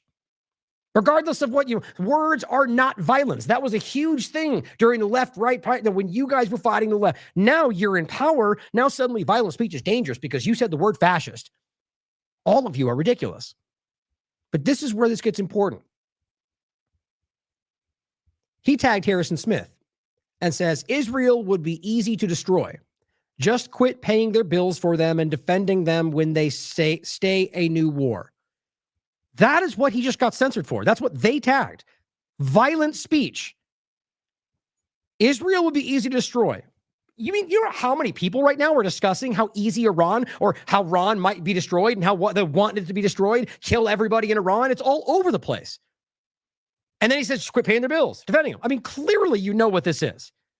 This is because Israel and every Israeli-driven Zionist apparatus is focused on all of this, all these platforms, and it is coming down like a hammer. And if you're not honest about this, everyone's going to see who you are, because this is not free speech. He says, just for contrast, these posts are apparently fine and not restricted in any way. We need white genocide now. We need white genocide. I responded to one Christ King, PHAPG. It's clearly about white genocide. So this person's very much a partisan, right? I would argue anyway. Not that there's not points to be made about that exact discussion, but that it seems to be the overfocus. I mean, I could be wrong, but either way, you could look up like people right now going, because that's what I would think. Like right now, people out there going, Iran should be destroyed, or rather that Iran's so weak it could be destroyed tomorrow. It's the same point. Doesn't matter. I mean, I don't even think these points need to be expressed. I think this is self-evident. But there's a lot of lying manipulators out there. That's the problem. And I think that's becoming more seen than ever. But Twitter and Elon Musk are censoring people for saying that Israel is easy to destroy. Period. That's censorship. That's not free speech. And I apparently am being censored as well, like I always am on this platform.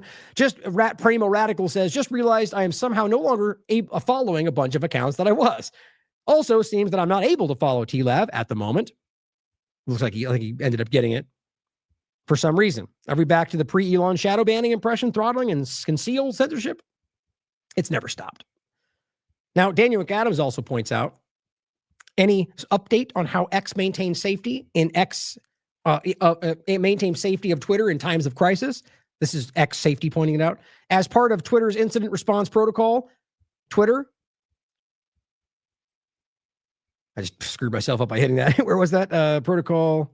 Basically, as part of Twitter's incident response protocol, there it is. Twitter initiated proactive manual sweeps to identify and remove violating content in less than 3 hours. from initial strikes. I find that an interesting framing in the time of strikes happening in the world. These sweeps have been running 24/7. Response was initiated and are supplemented. Weird timing, don't you think? X is actively scaling its enforcement by building. Okay, the bottom line, guys, is they shut down on the 6th, made a massive push, and everyone noticed what went away. All of the content showing Tel Aviv being bombed. And Daniel McAdams says this is why you cannot find any accurate posts about what's actually happening in Israel and Iran. Twitter is functioning as a censor for the U.S. government. No big deal, or rather, nothing new, in the name of safety. Just like they did during COVID. Same SHIT. Honest people can see this. It's the same situation, guys, with a little different flavor. Now, I'm thinking, let's see. Since what we covered in there, I'm thinking I might just wrap it right now, guys. I know that probably frustrates some people since it's not as long as usual, but because it's also pretty late. But I have a good amount I want to get into that I feel like if I get into it now, it's going to make this much, much longer. And I want to make sure I give this an attentive, I don't want to get tired and kind of wrap it up toward the end. But I will end up getting what I want to point out here about a couple of things that I'm going to get to. And it will be tomorrow. For those who didn't hear me in the beginning, I'll be doing this tomorrow, and I can't promise it'll be early in the day, but that'll be my goal anyway. There's always new things that pop up, like that's what for those who don't know, that's what tends to be the thing, is that I have stuff that I pulled off, and then you get into the day and it's like, oh my God, there's some new, like when the Iran thing popped off, it was like, oh man, I had like 15 different topics pulled to the side. This was well researched, like multiple things. And it's like, okay, well, obviously it's important. We're going to talk about it. And those things are still sitting there, and I may or may not get to them. You guys have no idea how many things that I spend hours researching, days, weeks researching, that end up just kind of falling to the side that I forget about, and so much, because you just can't get to everything. There's so much going on. It's just incredible, guys. But what I want to get to in general, I want to get into is some discussion about, the AI overlap in Anthropic, as I was telling you, which we did touch on, but I want to go into that a bit tomorrow. If you didn't see it, the U.S. State Department has approved $151 million on top of what they already been sending, on top of what they sent, and on top of what they've sent, on top of that, more. And on top of that, Rubio has determined that it's an emergency, so no congressional oversight. Oh, weird. At the same time, he probably but we don't even need it, though. Watch. That's what they're doing. Because emergency, that's why we don't have to. But if I didn't need that, it's what they're doing with the bombing of Iran. We shouldn't have to. War Powers Act is unconstitutional anyway, but we're going to try to meet it. It's slowly moving the dial away from needing any of that stuff. And that's what a lot of these screaming people are pushing.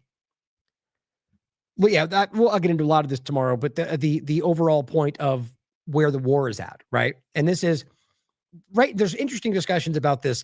One of the main titles I saw was 1 week into the war, the fallout is global, which is very much the opposite of what I want people to think. NPR actually updated that title, and it's funny that 100 of these posts immediately changed it, which was to, what was it? It went from 1 week in, it's global, to, what was it? It's right here. Trump warns Iran will be hit very hard as war enters its second week. Quite a different title, don't you think? And I will show you this tomorrow. But it's just funny to me how, and it was every one of them, and I just caught one that didn't catch the update. And it's just funny how quickly everybody tries to change the narrative everywhere you look. And I think I'll leave it there in general. Yeah, it's just a lot of updates on a lot of this stuff. Now, if you haven't seen what's happening in Tehran, I mean, they're bombing the oil field. Here, I will show you this real quick because I didn't want to make this point about the gas, right? And the reality, as Hegseth here tells you, that Iranians who think they're going to live, right? Basically, they're the only one who needs to be worried is the Iranians who think they're going to live, as they're indiscriminately bombing, which we can see all over the place. I mean, the evidence is insane. It's exactly what we see them do everywhere else, Israel in particular. Commercial civilian buildings, airliners, salination plants, water, and you got people cheering this on. Obviously insane, focused on civilian locations. Oh, and by the way, as we promised, they're now using the Ben Gurion Airport as a base, as we told you they would, as many others did as well. And no one wants to call that this. People that have once called things human shields will fail to call it that, even though we've now proven that it's still being used as civilians because they told us that that's a civilian shield dynamic. The lie about Mario Naval telling you that they bombed Khomeini in some kind of underground base that even Twitter called out and said, nope, it was above the ground, and then removed because Elon Musk apparently can just remove whatever he wants and nobody can do anything about it. I mean, that's the reality. And you could prove that's true, by the way. It was there, and then they removed it because we're in an information war every single day. But as Saeed points out, nope, that's nonsense. He was in his office that he used for decades. It was above the ground, but they have to make it seem like it was some secret, deep underground base. You know, like all these other 3D maps that Israel lied about and got caught lying about. Why? Because they want you to think, one, that they're evil villains hiding everything, but two, because they bombed a civilian building full of tons of other people. They want you to think it wasn't. It's as simple as that. And they're bombing all over the place, everywhere you look. And my point to end with here is that they look at this sky, guys. This is what Tehran looks like right now. You know why? Because they bombed tons of oil facilities. It's creating a toxic circumstance for them right now. Time magazine. The air is unbreathable. Tehran shrouded in cloud of toxic smoke after Israel strikes fuel depot. And you could argue there's more going on here. I considered that, seeing as how they did the same things in Gaza. They're literally poisoning these people. Or you could talk about like a dioxin East Palestine dynamic or whatever you want to get into. These people are suffering right now. All the people of Tehran. It's insane. And what does that lead to? Gas price problems. As Kuwait's telling you, OPEC's fifth biggest producer said it had to reduce oil because of Strait of Hormuz, which appears to still be somewhat operative, even though we're here, but what I'm told is it's shut down by a huge degree because of the threat, right? But I still see ships there, so consider that. But they're still claiming there's which I do get, the threat alone they say 94+% is what I read. But so that all leads to the fact that, as Trump just said, don't worry, gas is going to go down very quickly, way down, real quick. He just said that, right? Same time, you've got Qatar saying, no, probably not, because it's going to go up to 150 a barrel, and that might destroy the economy of the world. Apparently, right now, it's at 110. Last I heard, over 100 was kind of catastrophic. And here we are at 110. But Trump's like, don't worry, it's all going to be fine. Oh, and then 10 seconds after that, he goes, don't worry, if they go up, they go up. You got to love the escalation, right? That's why I was laughing about that. Whoa, boy, that escalated quickly. It goes from, they're going to go down real fast, to everything's going crazy and we're bombing oil everywhere. Oh, if they go up, they go up. Oh, big deal. Hashtag winning. Well, on top of that, they're telling you on Fox News that we're going to take the oil. That's what they're doing right now. We're going to take all the oil. So I want you to think about what we're talking about here. The reality that they're literally bombing oil facilities, right? Well, we also have the reality of Iraq too. Iraq, same conversation. Oil production in Iraq has now declined by 3 million barrels. Why? Because as I already showed you, they have operations ongoing in Iraq, even though we're not talking about it. And on top of that, the Kurds situation, which was overlapping with Iraq and Syria, is part of this. Trump calls on Kurds to go into Iran, but then stands up now that it's already going on and goes, I don't want that. That's bad politics. We're not stupid, Trump. We know you paid them. We know you armed them. That's been going on well before your administration. We already have the evidence that you and your administration have been doing this a week before you started the attack on Iran under the guise of diplomacy, because you're a villain like the rest of your government, left and right. And now Trump says he doesn't want the Kurds. Well, it's happening already. That's just his clumsy way of making it seem like somehow he doesn't want it or it's not happening, even though we know it is. Maybe like a backward way of hiding the fact that you just armed separatists to manipulate the government, which is a crime. But either way, Israel backing Kurds, it's already happening. They were the ones that told you first. They were already on the ground, already invading, by the way, before Trump was even doing that. My point, though, is that they're attacking oil infrastructure. And your gas is affected by that. You think that's a plan with those limited strikes? Guys, is this somehow about taking out the bad government, or is this about destroying Iran? Is this about destroying it for a larger global purpose? You don't really need to think that hard to understand what this is. Everything that's happening is like a half a second mission creep to the next thing they swore would never happen, right in front of you. The truth is, guys, all this is affecting it. It's like when he said the tariffs weren't going to cause your grocery prices to go up, and then, yeah, they did. And as far as I can tell, they haven't even really gone back down. So we can lie to ourselves if we want, or we can be honest about what we're dealing with and try to do something to actually change it for the better, regardless of who you support. So I will be tuning in. I'll be doing a show tomorrow, so please tune in, because we're going to get right back to all of this. Honestly, I have one point that you're going to enjoy probably that I think is worthy of calling out, that I can wait till tomorrow, about Alex Jones and the claim of suddenly recognizing Israel, and Trump is exposing, basically telling you right now that Trump is out there telling you that foreign governments have influenced this. He's literally playing a clip of Trump saying the Israel lobby is the strongest lobby. That clip that I played 1,000 times, acting like he just discovered it from 2025, going, what is all this? I'm not even kidding. We'll get into it tomorrow. Like acting like he's baffled by what is this? Like he's almost doing it just like that. And I've shared that thread, by the way. I mean, I can show you the thread right now. Where was that?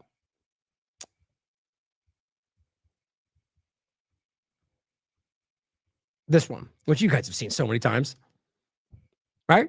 The thread of exactly that topic. Trump openly states that Israel used to control the U.S. Congress, right? Multiple examples of it. But over here, he's showing you going, oh my God, look at this thing. Most powerful lobby. What's happening? Maybe because, the group, anyway, I'll get into it. Trust me. It's pretty insane because at the same time, they're talking about the reality of this, or at least giving you like a fraction of part of it. They're still in a material sense, or whatever you want to call it, like in action, we're supporting the real thing, supporting Israel, whether you believe that or not, supporting Trump, supporting the team, even though it's never been more clear my entire life. And through that, supporting globalism, as much as that's pretty crazy for people to think about with what he's always been saying. But the truth is, guys, most of these people are spinning out because it's never been more clear to people. And I'm glad to see that. Not just because people like that deserve to be seen for the manipulators they are, but because people out there are finally starting to see the bigger questions, right? Not which side, but do either of them need to exist, right? Are we being lied to by all of them? Is this about something much larger than what we're actually talking about? I mean, we should be asking these questions every single day, questioning every single one of them, no matter who you support. I know you guys agree. Thank you for tuning in. Plenty more to talk about. I love you all. As always, question everything. Come to your own conclusions. Stay vigilant.